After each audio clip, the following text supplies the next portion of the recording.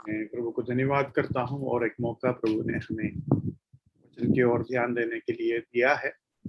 और हम पिछले दिनों में पुत्र के भूमिका जो उद्धार में है वो समझने का कोशिश कर रहा था। आदम सारे मनुष्य का हेड है, या उस पारिवारिक पेड़ या फैमिली ट्री का हेड है। वैसे ही प्रभु यीशु मसीह आत्मिक परिवार का हेड है, the second federal head of the church या ऑफ द मैनकाइंड। उसके बाद हमने ये देखा कि प्रभु यीशु मसीह जो शरीर धारण किया वो हमेशा हमेशा उनके लिए रहेंगे। मतलब परमेश्वर अरूपी है, लेकिन वो अरूपी परमेश्वर हमारे लिए एक शरीर जो लिया, उसी शरीर में हम उसे देखेंगे। उसके बाद उनके दूसरा भूमिका था पुत्र के रूप में और सेवक के रूप में परमेश्वर के साथ उनका जो रिश्ता है वो हमने देखा। और उसके बाद हमने देखा that Christ would die for the sins of the world। इस जगत का पाप के लिए प्रभु मरेगा। और उनमें से कुछ वचनों को हमने पिछली बार देखा। आज उसका आखिरी पॉइंट को हम जरा सा टच कर पवित्र आत्मा का भूमिका की तरफ जाने का कोशिश करेंगे। अगर आपको लग रहा है कि मेरा क्लास ज्यादा स्पीड में चाहिए या ज्यादा स्पीड नहीं है और स्पीड कम करना चाहिए, या आपको लग रहा है कि यह स्पीड ठीक है, तो मुझे बता देना। अच्छा, तो आज हम ये देखने जा रहे हैं कि प्रभु यीशु मसीह को इस उद्धार के कार्य करने से क्या मिलेगा, उनका क्या हक बनेगा या उनको क्या फायदा होगा, वो हम देखने के लिए थोड़ा सा कोशिश करेंगे। सबसे पहले भजन संहिता 2 का 6 से 8 तक हम पढ़ेंगे। भजन संहिता 2 उसका 6 से 8।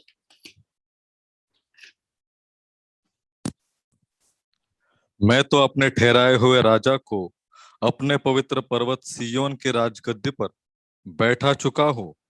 मैं उस वचन का प्रचार करूंगा जो यहोवा ने मुझसे कहा, तू मेरा पुत्र है, आज तू मुझसे उत्पन्न हुआ। मुझसे मांग और मैं जाति जाति के लोगों को तेरी संपत्ति होने के लिए और दूर दूर के देश को तेरी निज भूमि बनने के लिए दे दूंगा। तो यहां देखो, यीशु मसीह को मिलने वाला हक का बारे में बोलता है। मुझसे मांग और मैं जाति जाति के लोगों को तेरा संपत्ति होने के लिए और दूर दूर के देशों को तेरी निज भूमि बनने के लिए दे दूंगा। मतलब प्रभु हमें कमाएगा। देखो, प्रभु हमसे नहीं कमा रहा है, लेकिन प्रभु हमें अपना कमाई बनाएगा। मतलब प्रभु का लक्ष्य हम है। भाई बहनों, जब ये दुनिया में बहुत सारे गुरु लोग आते हैं या हीरोज आते हैं या जो मतलब सेलिब्रिटी आते हैं, उनमें से एक भी हमें पाना नहीं चाहता, हमें कमाना नहीं चाहता, लेकिन हमसे फायदा उठाकर वो अपने जिंदगी बनाना चाहते हैं। मतलब असल में मुझे प्यार करने वाला कौन है, मुझे चाहने वाला कौन है, असल में मुझे किसको चाहिए, हु नीड्स मी। असल में शैतान को भी मुझे चाहिए उसका काम के लिए, सेलिब्रिटी को चाहिए उसका काम के लिए, और हम जानते हैं पॉलिटिशियंस हमें क्यों चाहता है, केवल वोट के लिए। डॉक्टर क्या चाहते हैं, पेशेंट्स बनते रहे। पता नहीं मुझे ऐसे मौके पर बोलना चाहिए या नहीं चाहिए। भाई बहनों, हॉस्पिटल में आजकल जो हो रहा है बहुत भयंकर हो रहा है, बहुत गलत काम हो रहा है। मतलब कोविड के नाम पर आपको ज्यादा पैसा मिलेगा, यह समझकर मैक्सिमम पेशेंट को कोविड कैटेगरी में डालने के लिए वो चाहते हैं, और वो कैटेगरी को चेंज नहीं करेंगे, चाहे वो आखिर में कोविड नहीं रहेगा। जैसे कि कोविड तो नेगेटिव हो गया, आपको लंग्स में प्रॉब्लम है, कोविड नेगेटिव हो गया, आपको लिवर में प्रॉब्लम है, कोविड में नेगेटिव हो गया, आपको क्या बोलते हैं, आपका बीपी हाई है, तो आपका कैटेगरी कोविड कैटेगरी है या और कोई कैटेगरी है? लेकिन फिर भी हॉस्पिटल यही चाहेंगे कि आप कोविड कैटेगरी में रहे, तो क्योंकि उसका जो पैकेज है वो बहुत ही कॉस्टली है। चलो, मैं ये कहना चाहूंगा, डॉक्टर भी यही चाहता है कि पेशेंट्स आए, और पेशेंट को प्यार थोड़ी है, मैं हर डॉक्टर के बारे में नहीं बोल रहा हूं, लेकिन इन जनरल ये सच है कि हमें ऐसा नहीं बोलना चाहिए। लेकिन मैं आपको ये बताना चाहता हूं, सचमुच में आपको चाहने वाला कौन है? वो प्रभु यीशु मसीह है। और एक चीज जो मैं कहना चाहूंगा, थोड़ा सा खतरनाक रहेगा, मुझे माफ करना अगर आपको क्या बोलते हैं झटका लगेगा, तो बात यह है कि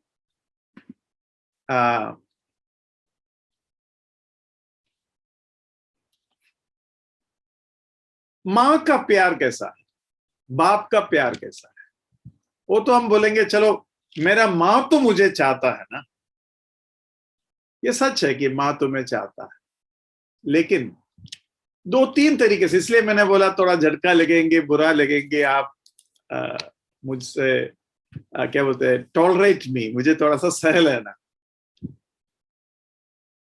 शादी के बाद तुरंत अगर बच्चा होता है तो कभी कभी माता पिता चाहता है अरे यार बहुत जल्दी हो गया। अगर बच्चा हो भी गया, दूसरा बच्चा अगर होता है और जल्दी हो गया, तो बोलते जो जल्दी हो गया, है ना। और फिर एक बार जन्म लेने के बाद उसी बच्चे को हम प्यार करने लगते हैं। मतलब बच्चे को वो जन्म लेने से पहले क्या हमारे अंदर प्यार है?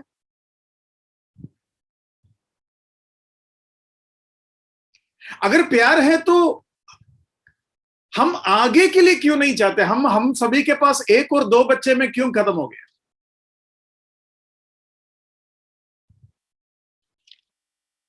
हमारे माता पिता, उनके पास 4 5 11 12 थे, और हम एक और दो, हम बोलते बड़ा प्यार करता हूं मैं, लेकिन और नहीं चाहिए। मतलब वो जो प्यार है ना, वो प्यार भी पूरा प्यार नहीं, अनकंडीशनल। लेकिन प्रभु यीशु मसीह के पास, प्रभु यीशु मसीह ने आदम और हवा को बोला फलो फूलो और पृथ्वी में भर जाओ और पूरे पृथ्वी के ऊपर राज करो। मैं आपको और एक बार नम्रता से, अभी मैं आगे बताने की जरूरत नहीं है, आप अपना सोच लें। कितनी ऐसे औरतें हैं गर्भवती हुआ समझकर रो लिया। अभी हाल ही में एक बहन विश्वासिनी है, वो कुछ पढ़ाई कर रही थी और पढ़ाई के फाइनल ईयर में था, और बहुत ही कठिन पढ़ाई था, मैं उसका प्रोफेशन भी नहीं बोलना चाहता, और वो गर्भवती होगी। 4th ईयर में थे और फाइनल ईयर में थे, और बहुत टफ उनका पढ़ाई चल रहा था, बहुत ही टफ एग्जाम्स वगैरह है, और अच्छे से पढ़ती थी, शादीशुदा थी, और वो प्रेग्नेंट हो गया तो बहुत प्रॉब्लम, पढ़ाई के ऊपर पढ़ाई चल रहा है, प्रैक्टिकल चल रहा है, और बहुत भागदौड़ है, उसके ऊपर गर्भवती हो गई, बहुत रो रही थी। मैंने उनको आश्वासन दिया, और आज वो बच्चे को बहुत प्यार करते हैं। लेकिन जब वो आने का क्या बोलते हैं, खबर आपको मिला, आप क्यों रोई? मतलब हमारा प्यार का एक खासियत यह है, देखने के बाद, मिलने के बाद प्यार हमारा एक्चुअली में डेवलप होता है। भाइयों बहनों, प्रभु का प्यार को पहचानना बहुत जरूरी है। ध्यान से सुनना, जगत का उत्पत्ति के पहले वध किया हुआ मेमन,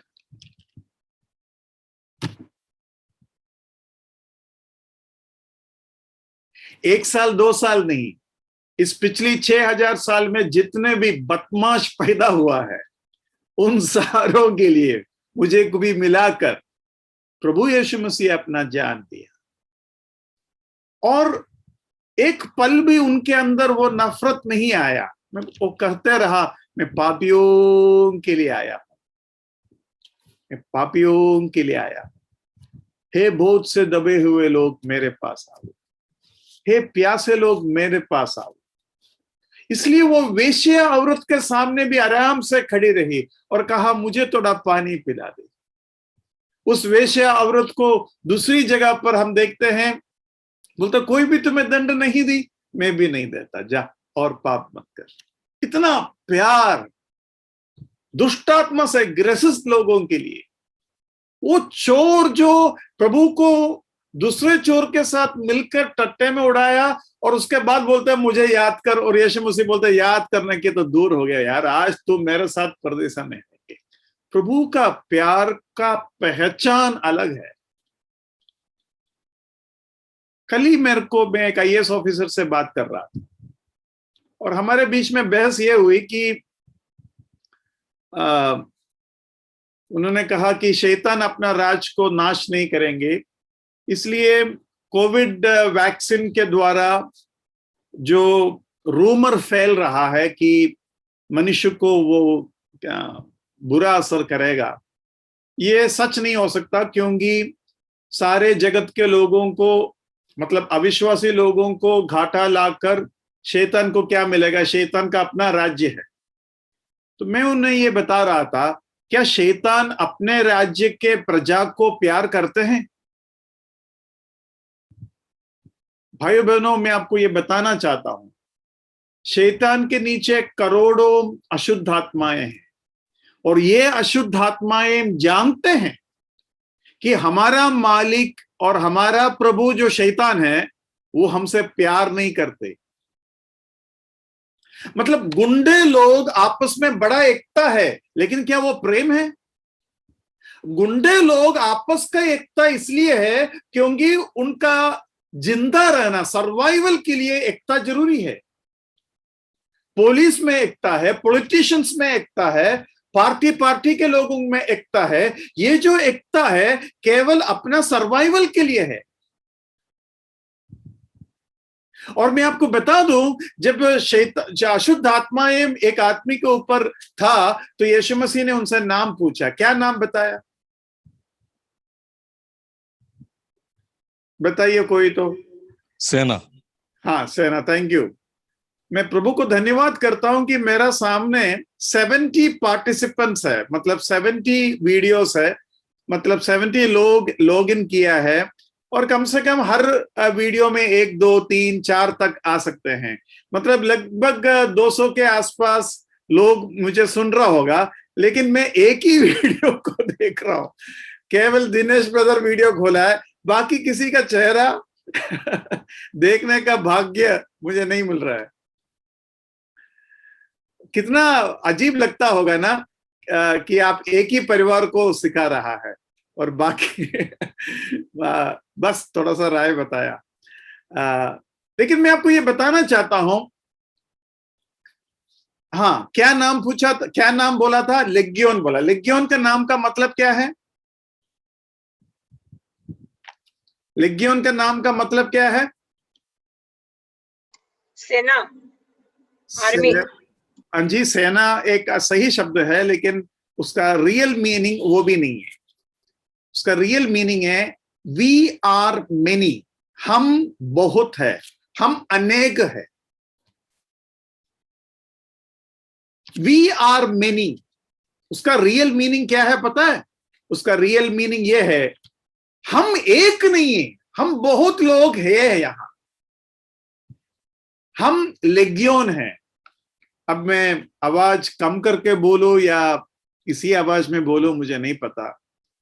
मैं एक बार कुछ पाकिस्तानी मसीह लोगों को वचन सुना रहा था दूसरा देश में, और उनके पास जो बाइबल है वो उर्दू है, उर्दू बाइबल है। हमको पढ़ने से समझ में आता है, लेकिन पूरा नहीं समझ में आएगा, थोड़ा शब्द उनका अलग है। उर्दू बहुत ही प्यारा भाषा है। अगर आप उर्दू सुनेंगे आप बोलेंगे कितना इज्जत और कितना प्यार भरा भाषा है। ऐसे कुछ भाषा होता है। और मुझे पहले लगता था मराठी भाषा इतना प्यारा नहीं है, लेकिन बाद में मुझे समझ में आया जो मराठी मैं सुन रहा हूं वो प्यारा नहीं है, लेकिन असल में मराठी प्यारा है। क्योंकि हमको सुनाई देता है मुंबई का मराठी, वो अपन वाला सुनने का तो किसी को अच्छा नहीं लगता, वो बात अलग है। चलो, तो उनको मैं ये लीजियन के वो भाग सिखा रहा था, उधर से मुझे ये बात पता चला। तो वो जो बोला तुम्हारा नाम क्या है, तो उन्होंने मालूम है क्या बोला, हमारा नाम लेक्चर है, हमारा नाम लेक्चर है। आपने लेक्चर तोयबा सुना होगा, कोई टेररिस्ट ग्रुप का नाम है वो, लेक्चर तोयबा। क्या बोल रहे हैं, हम अनेक है। मतलब इनके आपस में ये जो अशुद्ध आत्मा एक आदमी के अंदर हजारों के तादाद में घुसा है, इनके आपस में कोई एकता नहीं है, प्यार नहीं है। वो घुस के बैठे हुए, जैसे कि लोकल ट्रेन के अंदर जो लोग घुसे हैं, दूर से देखेगा तो एक फॉरेनर आके देखे, वाह ये कितना एकता है यार, कितना लोग घुसता है और इतना प्यार से है क्या। कितने बार औरत और पुरुष कहता था अरे मैं गिरने जा रहा हूं मुझे पकड़ो, और देखते देखते लोग हिलते नहीं और जगह देते नहीं और गिर जाते हैं। लेकिन फिर भी थोड़ा बहुत एकता है, लोकल ट्रेन के अंदर भी दिखता है। मैं आपको ये बताना चाहता हूं, अशुद्ध आत्माओं के बीच में कोई प्यार नहीं है, लेकिन उनके जिंदा रहने के लिए उन्हें एक शरीर के अंदर रहना पड़ता है। लेकिन प्रभु यीशु मसीह हम में से हर एक को प्यार करता है, और वो प्रभु यीशु मसीह हम में से हर एक को बोलता है आपस में उतना ही प्यार करो, उतना ही प्यार करो, उतना ही प्यार करो। भाई बहनों, वो है प्रभु यीशु मसीह का प्रेम। तो यहां हम यीशु मसीह को बोलते हैं तुम्हें चाहिए लोग, मैं देता हूं। पिताओं को करोड़ों में लोग पुत्र के पास देने में कोई प्रॉब्लम नहीं है। क्यों प्रॉब्लम नहीं है? क्योंकि पुत्र उसमें से एक को भी ऐसा नहीं कहेंगे अरे ये कितना बड़ा मुसीबत हो गया यार। आपको मालूम है, एक आदमी ने ऐसा ही, उसको परमेश्वर ने बहुत लोगों को दिया देखभाल करने के लिए, तो वो आदमी बहुत जाना माना आदमी है, बहुत ही अच्छा आदमी है। उसने परमेश्वर से बोल दिया कि बहुत बड़ा तकलीफ में आपने मुझे डाल दिया, इन सारे लोगों को मैंने क्या जन्म दिया है कि गोद में उठाकर घूमूं। कौन था वो? मूसा। मोसेस। मूसा। मूसा। Praise the Lord. मूसा सबसे नम्र व्यक्ति था, फिर भी हमें सह नहीं पाया वो। और कौन सा मूसा खिला रहा था, कौन सा मूसा पिला रहा था? उनका चप्पल, उनका खाना पीना, उनका छाया, उनके लिए धूप, उनके लिए आग, सब कुछ परमेश्वर ही तो दे रहे थे। इनको तो बस प्रभु जो बोलता है वो बोलना था, और वो बोलने के लिए भी अहरोन को रखा हुआ था, वो तो कुछ भी नहीं करते थे। नहीं, ऐसा तो मुझे नहीं कहना चाहिए। फिर भी मूसा को बड़ा तकलीफ लगा, और मूसा ने जब कहा क्या मैं इन सारे लोगों को जन्म दिया है ताकि मैं गोद में उठा के लेके चलूं, क्या मैं इनका पिताओं को प्रतिज्ञा दिया था? तब परमेश्वर ने क्या बोला मालूम है? चुप। परमेश्वर क्या बोला मालूम है? चुप। क्यों? क्योंकि परमेश्वर ये कह रहा था, नहीं बेटा तुमने वादा नहीं की, मैंने वादा की। हाँ, तुमने जन्म नहीं दिया, मैंने जन्म दिया। क्योंकि अब्राहम के अंदर बच्चा नहीं पैदा हो रहा था, मैंने जन्म दी। और यीशु मसीह तो इस दुनिया में जन्म ले ही नहीं सकता, मैंने जन्म दी। मुझे वो भाग बहुत ही विस्तार रूप से बताने की इच्छा है, लेकिन मैं नहीं बताऊंगा क्योंकि मेरा विषय अलग है। फिर भी एक वचन तो आपको सुनाएंगे। इब्रानी के पत्री निकालिए, इब्रानी के पत्री दूसरा अध्याय, चैप्टर 2।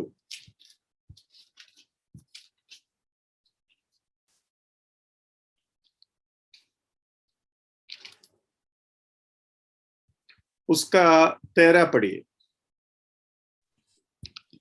और फिर ये, मैं उस पर भरोसा रखूंगा।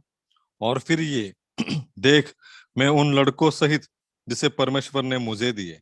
हाँ, मैं उन लड़कों सहित जिसे परमेश्वर ने मुझे दिया है। मेरा प्रभु, मैं जब जन्म लेने वाला था रोया नहीं। अरे इतना जल्दी करोड़ों के आबादी जन्म ले रहा है, नहीं चाहिए इतना बच्चे, ऐसा प्रभु ने बोला नहीं। प्रभु मेरे लिए मरा, मेरे लिए जी उठा, और मुझे संभाल संभाल कर वो थक नहीं गए। कितना गलतियां मैंने की, वो मुझसे प्रेम करते ही रहा। और वो पिता से ये कहा, हे प्रभु, मैं और तुमने जो बच्चों को मुझे दिया। मतलब प्रभु जब, यीशु मसीह जब अपने आप को पेश करता ना, अपने बच्चों के साथ अपने आप को पेश करते। ये भी एक अजीब सा बात है। मतलब इसमें भी एक अजीब प्यार का चीज दिखाने के लायक है। वो क्या है पता है? पुराने जमाने में ये लड़की को शादी करवा कर हम भेजेंगे, पुराने जमाने में खासकर, वो लड़की जाएंगे और बीच में छुट्टियों के दिन में, नहीं तो फिर झगड़ा वगड़ा कर कर वो मायके वापस आएगा। जब वापस आता है 3-4 बच्चे लेकर आता है। अभी 3-4 बच्चे, उनके बैग बैग में पीपी सब का सब रोज होकर थक कर इन लोग जब आता है ना, तो घर में जो माता पिता है उनको पता है अभी इन बच्चों को, इस लड़की को 1 महीना 2 महीना मुझे संभालना पड़ेगा। और बच्चे तोड़ फोड़ करेंगे। देखो, उम्र जिसके हुए है वो सब हंस रहे हैं, क्योंकि उनको पता है वो जो हालत, वो जो माहौल है। अभी उधर जो भाई जो घर को चला रहा है, उसको भी पता है कि अभी कितना तकलीफ होने वाला है। अगर सोचो 3-4 बहन है और चारों का 4 बहन छुट्टियों में एक साथ आ गया तो गया काम से। मतलब जब जब बहन आती है, जब पत्नी या मां आती है, अपने 3-4 बच्चों के साथ आती है, और 3-4 बच्चे में से 1-2 तो दूध पीने वाले होंगे, और मैं और मेरे बच्चे। तो यीशु मसीह जब पिताओं के पास आता है, वो करोड़ों में अपने कलीसिया को लेकर आता है और पिता से कहता है, पिताजी, मैं और आपने जो लड़कों को मुझे दी, इसका सुकून मुझे तब मिला जब मूसा जो सबसे नम्र है, मुझे त्याग कर दिया, मुझे छोड़ दिया, मुझे डिनाई किया। तकलीफ है, मुझे तकलीफ है। इस दुनिया में सारे लोगों को मुझे उठाने में तकलीफ होगा, लेकिन प्रभु यीशु मसीह ने कहा, तुम्हारा बाल पक भी जाए फिर भी मैं तुम्हें उठाऊंगा, जगत के अंत तक मैं तुम्हारा साथ दूंगा। मैंने एक बार शायद प्रभु से ऐसे ही शंका का साथ पूछा, प्रभु ऐसा क्यों आपने बोला जगत के अंत तक आप मेरा साथ है, उसके बाद क्या होगा? तो प्रभु ने मेरे मन में ऐसा उत्तर दी, बेटा, जगत के अंत तक मैं तुम्हारा साथ हूं, जगत के अंत होने के बाद तुम मेरे साथ है ना। मैं बोला फिर तो ठीक है प्रभु। तो ये है हमारा प्रभु, और इसलिए प्रभु को ही पिता सारे जगत बोलते हैं, मांग तुम मुझसे मैं तुम्हें दूंगा। अगर दाऊद को देगा, ऊरिया का पत्नी को वो छीन लेंगे और ऊरिया को खुद के प्लानिंग के साथ युद्ध के मैदान में आगे खड़ा करवा कर मरवा देगा। और वो खबर जब दाऊद के सामने आया, दाऊद बोला, आप फिक्र मत करें, दुखी ना हो, तलवार उधर और इधर नाश करेगा। अरे एक आदमी को तुमने मार दिया, उसका पत्नी को खुद ले लिया, और बोलता है चलता है। हाँ जी, ये केवल दाऊद की नहीं, आज के पॉलिटिशियंस यही करते हैं, आज के पुलिस यही करते हैं, आज के डॉक्टर यही करते हैं। अरे होता है, चलता है। लेकिन यीशु मसीह कहता है, धुआं देने वाला बत्ती को मैं बुझाऊंगा नहीं। प्रभु यीशु मसीह के पावन तले गिरकर उसका चुम्मा हम देंगे। वो आदम बना और वो आदम हमारे लिए अपना जान दिया। आगे हम इसी बात को समझाने वाले कुछ वचनों को जल्दी में पढ़ेंगे। अब थोड़ा सा टाइम मैंने उसके लिए ले लिया। भजन संगीता 8 उसका 5 से 8 तक।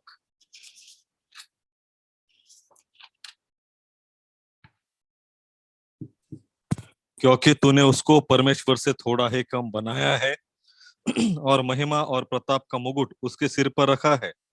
तूने उसे अपने हाथों के कार्यों पर प्रभुता दी है। तूने उसके पांव तले सब कुछ कर दिया है।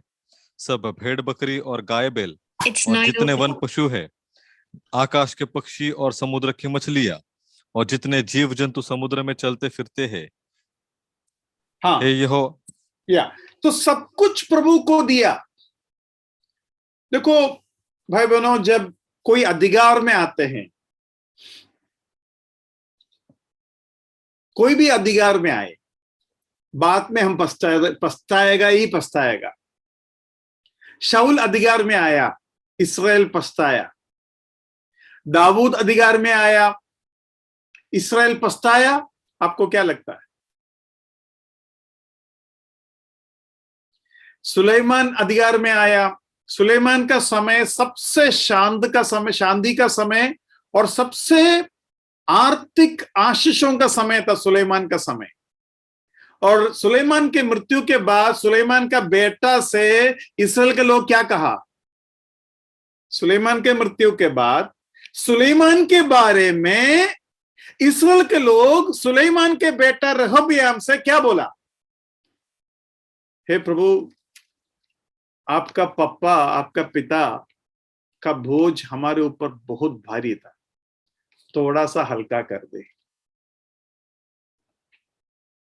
मतलब कोई भी अधिकार में आए, जनता रोएगा ही रोएगा। आप सोचिए, दाऊद बहुत ही उत्तम हम समझते हैं, ऐसा एक राजा जो मेरा पत्नी को लेके जाएंगे, ऐसा एक राजा जो मुझे युद्ध में मरवा डालेगा, उस राजा के ऊपर प्रजा का क्या भरोसा और क्या मजा है। लेकिन प्रभु यीशु मसीह कहता है, बहुत से दबे हुए लोगों, मतलब वही सुलेमान के रहब्याम के पास आए हुए लोगों को लेके चलेंगे हम यीशु मसीह के पास। रहब्याम ने कहा कि मेरा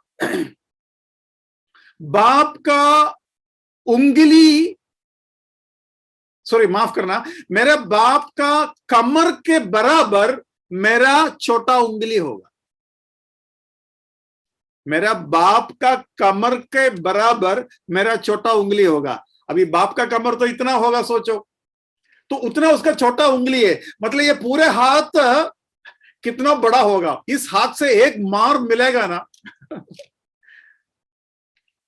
कहने के मतलब यह है कि यीशु मसीह जब अधिकार में आता है ना, हम में से हरेक आनंद से गूंज उठेंगे, आनंद से कूदेंगे, क्योंकि उसका जुआ सहज है, वो नम्र है और कभी भी हम नहीं पछताएगा, अरे किसको राजा बना दिया मैंने। आपको मालूम है, हिंदू धर्म में, मुसलमान धर्म में दुष्टात्माओं का भजन होता है। दुष्टात्माओं का भजन होता है। 2 दिन पहले मैंने एक आईपीएस ऑफिसर का डॉक्यूमेंट्री सुना। उसमें उन्होंने कहा कि एक केस प्रूव नहीं कर पा रहा था, एक आदमी को मार दिया था, उसका केस प्रूव नहीं कर पा रहा था। तो उनमें से एक वो बोला, हम क्यों ना तंदर मंदर करने वाले को, जैसे शाऊल ने वो औरत को बुलाया ना, वैसे क्यों ना बुलाए, ताकि हम कौन ये हत्या किया करके पता कर सके। और जैसे शाऊल के समय पर वो औरत किया था, वैसे ही इन्होंने जो आदमी को मारा उसी को पाताल से बुलाया। ये आईपीएस ऑफिसर बोल रहा है, उसका नाम जॉर्ज या उसका नाम अलेक्जेंडर है, अभी भी जिंदा है वो, अभी भी यूट्यूब में है वो, लेकिन मलयालम भाषा में बोला। केरला का एक आईपीएस ऑफिसर है। तो वो बोल रहा है कि हमने 2 मुसलमान भाइयों को लाया जो ये काम कर सके, और उन्होंने वो काम किया कि पाताल से मरे हुए आत्मा को लाने का काम। तो मैं आपको ये बताने का कोशिश कर रहा हूं, मतलब प्रभु यीशु मसीह जब हमारे जीवन में आता है, हम उसके हर पल आनंद से हम उसको स्वीकार करेगा। लेकिन ये दुष्टात्मा जिसके अंदर है, जैसे कि मैंने बोला हिंदू और मुसलमान धर्म में दुष्टात्माओं का पूजा होता है, और इन लोग इस दुष्ट आत्माओं के द्वारा अपने कार्य को पूरा करते हैं, अपने जरूरतों को पूरा करते हैं, अपने दुश्मनों को मारते हैं, अपने बिजनेस को अच्छा करते हैं, ये सब काम करते हैं। और किसी किसी के अंदर दुष्ट आत्मा चढ़ा हुआ रहता है। उन लोगों का एक इंटरव्यू हुआ जिसके अंदर दुष्टात्मा रहता है, और उनका पूजा करने वाले लोग जिनके अंदर दुष्टात्मा है, और उस दुष्टात्मा का पूजा करने वाले लोग, उनका इंटरव्यू हुआ। उस इंटरव्यू में उनसे पूछा, क्या आप चाहते हैं कि आपके अंदर के आत्मा आपके बच्चों को मिले आपके बाद? उनमें से हर एक बोला, कभी नहीं, कभी नहीं। और मैं आपको बताना चाहूंगा, जिसने प्रभु यीशु मसीह को स्वीकार किया और पवित्र आत्मा को पाया, उसका यही इच्छा है कि पूरा दुनिया को पवित्र आत्मा मिले। और मूसा ने यही कहा, अरे जोशुआ को कहा, क्या तुम मेरे लिए जलन होते? मैं तो चाहता हूं सारे के सारे इस्राएल आत्मा में भरकर भविष्यवाणी करे। मतलब आत्मा, पवित्र आत्मा जिसने पाया, वो चाहेंगे हर एक व्यक्ति को यह अनुभव हो। लेकिन जिसके अंदर ये पूजा कर रहे हैं, इनका ये इनको भगवान मानकर पूजा कर रहा है, लेकिन वो ये नहीं चाहता कि अपने बच्चों को मिले। इसलिए मैंने कहा, जब पिता पुत्र को देता है राज्य, अधिकार, प्रजा, जीव जंतु सब कुछ देता है, मुझे अच्छा लगता है, मुझे कभी बुरा नहीं लगेगा। एकमात्र व्यक्ति को देने में मुझे बुरा नहीं लगेगा, और वो यीशु मसीह है। और किसी को भी देगा, किसी को भी देगा। आज नहीं तो कल बुरा लगना ही लगने वाला है, चाहे वो दाऊद हो, चाहे वो सुलेमान हो, चाहे वो मूसा हो। लेकिन प्रभु यीशु मसीह को मैं कहूंगा, प्रभु राज कर, राज कर, आप ही राज कर। पवित्र है आप, नम्र है आप ही को राज कर। सारे अधिकार और प्रभुता उसका सामने इच्छा के साथ हम डालते हैं।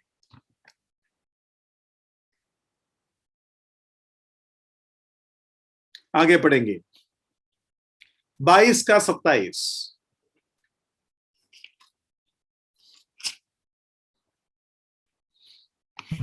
भजन 22 का 27। या। पृथ्वी के सब दूर दूर देश के लोग उसको स्मरण करेंगे और उसकी ओर फिरेंगे, और जाति जाति के सब कुल तेरे सामने दंडवत करेंगे। देखो, अभी मैंने आपको 3 वचन पढ़वाया, तीनों में यह कहता है जाति जाति को, जाति जाति को। और यहूदी लोगों को यह बात बिल्कुल समझ में नहीं आ रहा था कि यीशु मसीह या परमेश्वर का योजना में सारे जाति लोगों के लिए उद्धार का योजना था। बड़ा परेशान हो रहा था पत्रोस, बड़ा परेशान हो रहा था सारे प्रेरित लोग इस बात को समझने के लिए।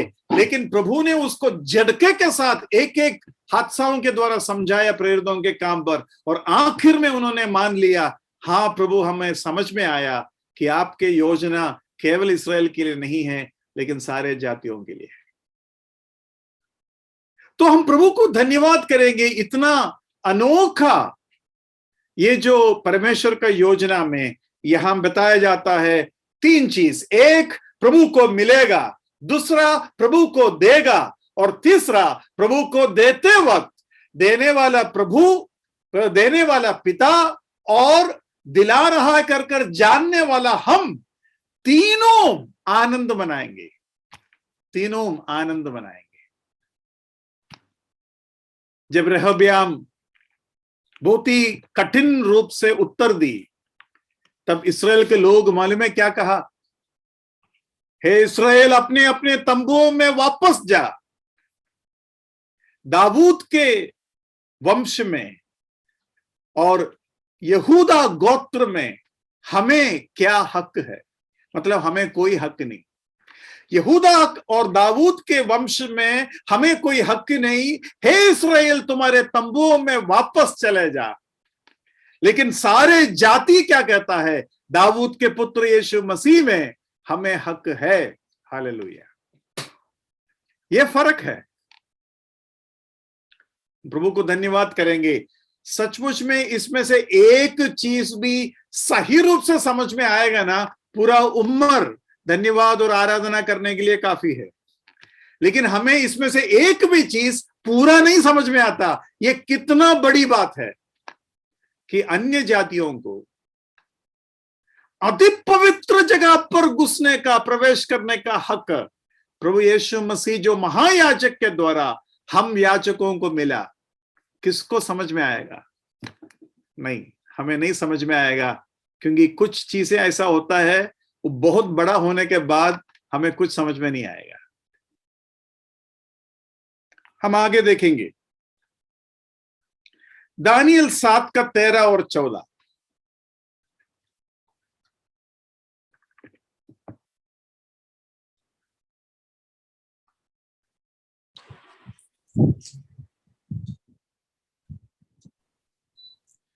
मैंने रात में स्वप्न में देखा, और देखो, मनुष्य की संतान सा कोई आकाश के बादलों समेत आ रहा था, और वो उस अति प्राचीन के पास पहुंचा और उसको वे उसके समीप लाए। तब उसको ऐसी प्रभुता, महिमा और राज दिया गया कि देश देश और जाति जाति के लोग और भिन्न भिन्न भाषा बोलने वाले सब उसके अधीन हो। उसकी प्रभुता सदा तक अटल और उसका राज अविनाशी ठहरा। उसका राज अविनाशी ठहरा।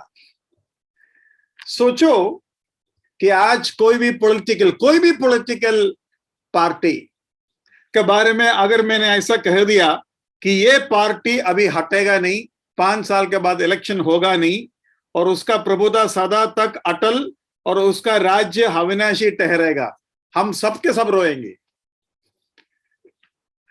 मैं कहता हूं हर 5 साल में इलेक्शन होने के बावजूद भी ये पॉलिटिकल लोग, राजनीति के लोग ढंग से राज नहीं करते।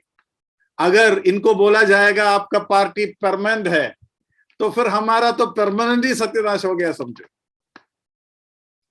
लेकिन कितना बढ़िया हो रहेगा, कितना आनंद हम मनाएंगे जिस राजा को हम प्रेम करता है, जिस राजा का हम आराधना करता है, उस राजा का सिंहासन हमेशा हमेशा के लिए रहेंगे। ये तसल्ली हमें जब मिलता है, कितना मतलब ये बात समझाना इतना आसान नहीं है, लेकिन फिर भी मैं कोशिश करूंगा।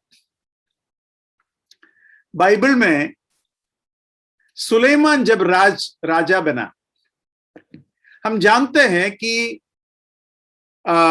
सुलेमान राजा बनने से पहले अडोनाइजा और कुछ लोग राजा बनने का कोशिश किया,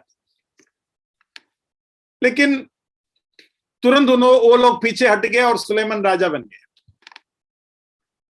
तो सुलेमान राजा बनने के बाद कुछ लोगों को बख्शा, मतलब कुछ लोगों का जान नहीं लिया, लेकिन उनको बोला तुम संभाल कर रहो। और उधर हम ऐसा देखता है कि अडोनाइजा एक गलती किया और सुलेमान ने बोला उसको मार दो। जैसे ही उसको मार दो कहा, योआब भागा। अभी योआब को इसके बीच में कोई काम नहीं था, योआब ने कुछ गलती किया नहीं, लेकिन अडोनाइजा को जैसे ही मारा योआब भागा। ऐसा क्यों?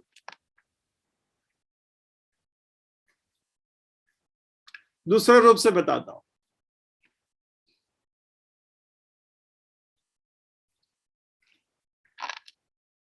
सोचो कि मैं यहां का बड़ा नेता हूं, उरन का राजनीति, बड़ा पॉलिटिकल आदमी हूं, नेता हूं, और मेरे पीछे 10-15 लोग हैं या 100-1000 लोग हैं। लेकिन कुछ ऐसा प्रॉब्लम हो गया जहां मैं पकड़ा गया, ये 1000 के 1000 चिप जाएगा। वैसे ही अडोनाइजा को पकड़ा, मतलब योआब भी गया, योआब के साथ जितना भी लोग था वो भी गया, भागो अभी। अबशालोम को पकड़ा मतलब बाकी सभी को भागना है। लेकिन मैं आपको बोलना चाहता हूं, जो यीशु मसीह का पीछे हो लिया, यीशु मसीह का राज्य कभी नहीं हटेंगे, मतलब हमें कभी भागने का मौका नहीं आएगा। यीशु मसीह जी उठा, उसका फायदा यह है अब यीशु मसीह को कोई नहीं मार सकता। हालेलुया। मतलब जिंदा राजा के ऊपर हमारा भरोसा नहीं, लेकिन मरकर जो राजा जिंदा हुआ उसके ऊपर हमने भरोसा रखा है, उसका राज्य कभी हटेगा नहीं। There will not be a day that we will have to hide ever. हमें कभी भी छिपने का जरूरत नहीं पड़ेगा। यह है इस परमेश्वर को, या ये जो वचन जब बोला जाता है, देश देश और जाति जाति के लोग और भिन्न भिन्न भाषा बोलने वाले सब उसके अधीन हो, उसकी प्रभुता सदा तक अटल और उसका राज्य अविनाशी ठहरा। हमारा मुद्दा क्या था? हमारा मुद्दा, हम ये समझने का कोशिश कर रहा था कि इस उद्धार में प्रभु को क्या मिला है। लेकिन आपको क्या लग रहा है, प्रभु को मिला या मुझे मिल रहा है?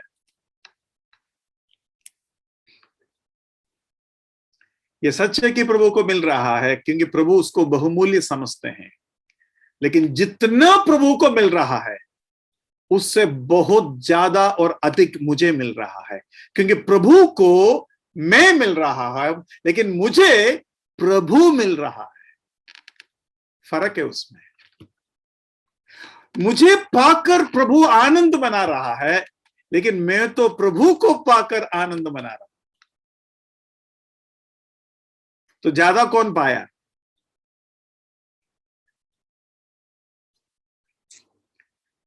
प्रभु बोलेंगे मैंने ज्यादा पाया, लेकिन हम बोलेंगे नहीं प्रभु, हमने ज्यादा पाया। आगे देखेंगे।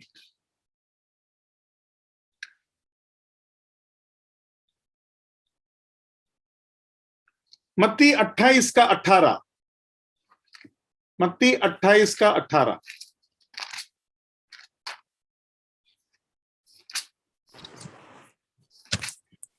यीशु ने उनके पास आकर कहा, स्वर्ग और पृथ्वी का सारा अधिकार मुझे दे दिया गया है। देखो, यीशु मसीह जैसे ही उनको मिला, उसका शुरू से पढ़ता हूं, 16 से मैं पढ़ता हूं। 11 चेले गलील में उस पहाड़ पर गए जिस यीशु ने उन्हें बताया था। उन्होंने उसके दर्शन पाकर उसे प्रणाम किया। मतलब जैसे ही मिला, जस्ट मिला, उस पहाड़ में यीशु मसीह को मिला, जैसे ही मिला उन्होंने प्रणाम किया। पर किसी किसी ने संदेह हुआ। यीशु ने उनके पास आकर कहा, स्वर्ग और पृथ्वी का सारा अधिकार मुझे दिया गया। ऐसा क्यों बोला? ऐसा क्यों बोला? ऐसा बोलने के बाद तुरंत वो बोलता है, इसलिए तुम जाओ, इसलिए तुम जाओ।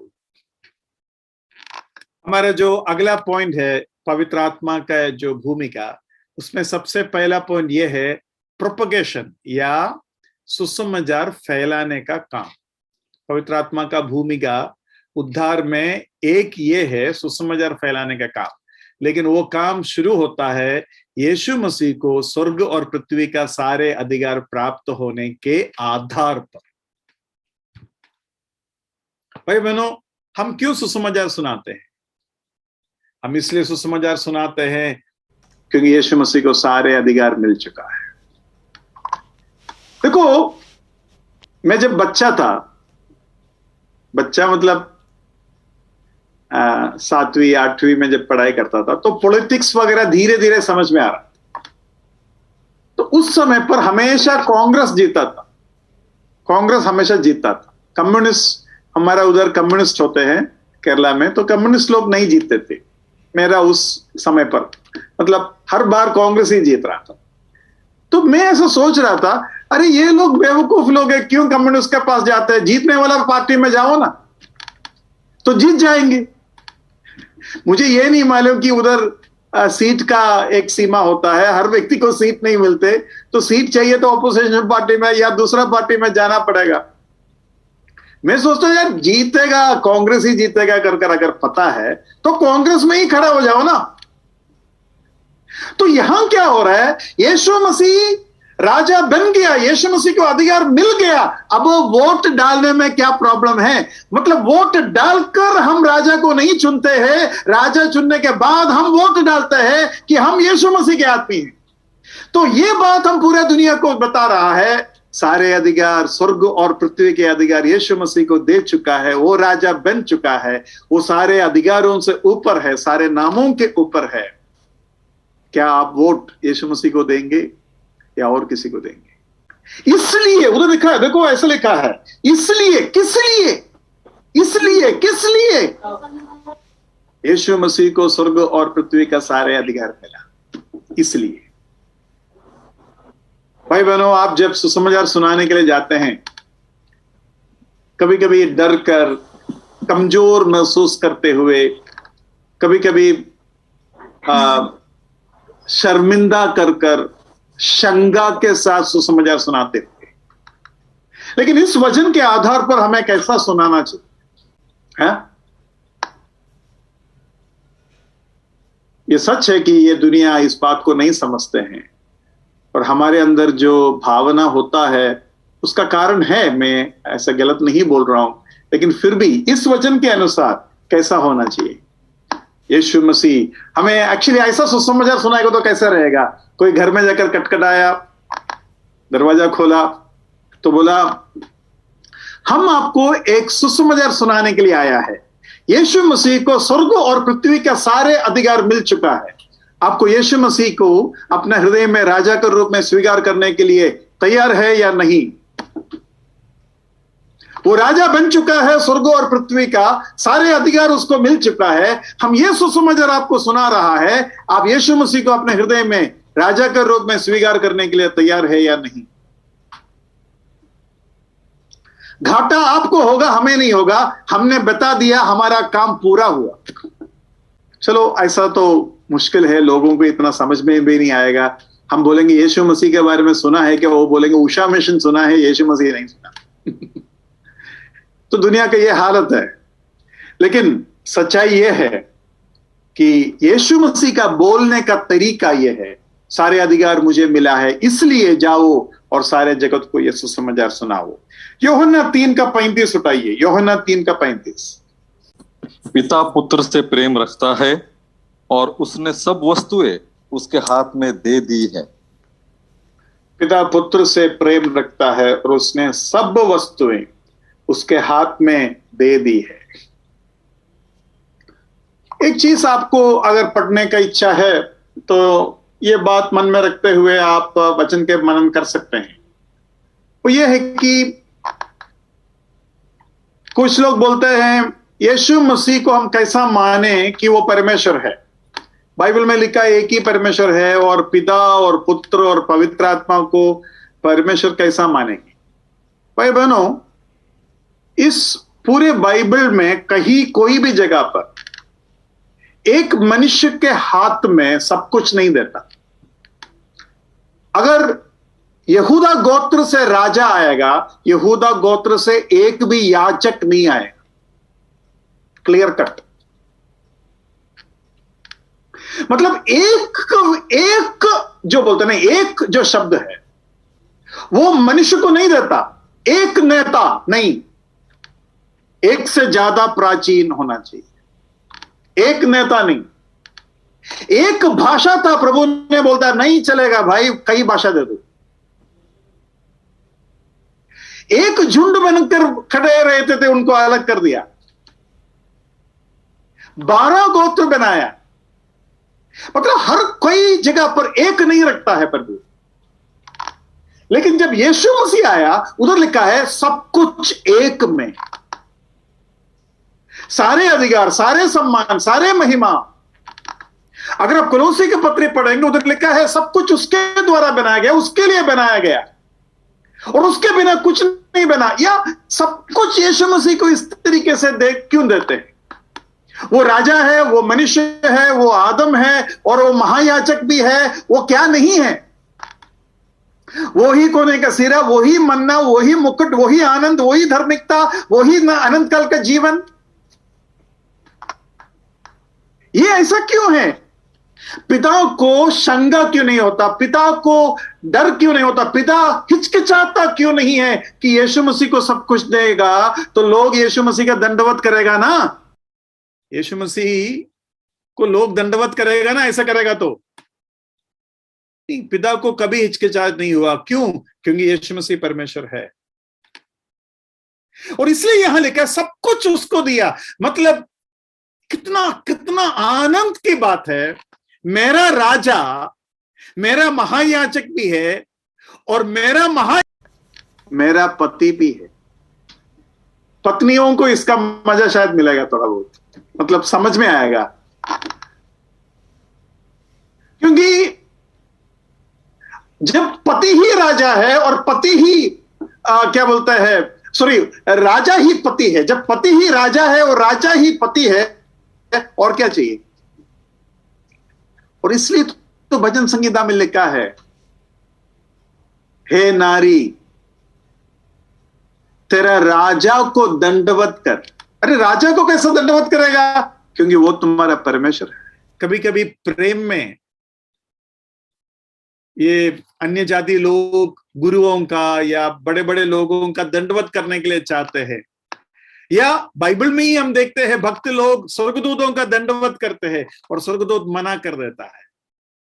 लेकिन ऐसा एक राजा जो मेरे लिए मरा, उसका दंडवत करने की इच्छा जब मेरे अंदर पैदा होता है, मुझे इस शक का जरूरत नहीं है क्या मैं दंडवत करेगा तो गलत नहीं होगा।